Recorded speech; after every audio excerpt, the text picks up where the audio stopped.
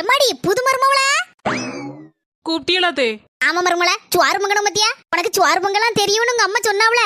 நீ சோறு பொங்குதியா இல்லன்னா நான் சோறு வைக்கிட்டாமா? பரவாயில்ல நீங்க ரெஸ்ட் எடுங்க, நான் வந்துட்டோம்ல, இனி நானே செய்யறேன். மொவன் இப்ப மத்தியானம் சாப்பிட வந்துடும்ல மக்களே.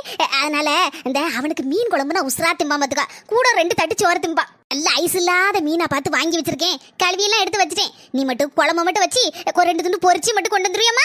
சாப்பிட்றோம் எல்லாரும் சேர்ந்து. சரிங்க தே, சாப்பாடு ரெடி ஆயாச்சு, கொண்டு போய் கொடுப்போம். மீன் குழம்பு எப்படி இருக்குது? நல்ல சம்முன்னு வச்சிருக்க மருமல, நல்ல ருசியா இருக்கு, நல்லா இருக்கு பாத்துக்க. தேங்க்ஸ் தே. அம்மா நீ வச்ச மாதிரி இல்லையம்மா, பார்க்கதான் பளிச்சுன்னு இருக்கு. ஏகப்பட்ட முளத்துப்பொடியை வாரி போட்டிருக்கா, உப்பையும் அள்ளி போட்டிருக்கா, வாயில வைக்க முடியலையம்மா. நீ அவகிட்ட நல்லா இருக்குன்னு கதையை விட்டுட்ட.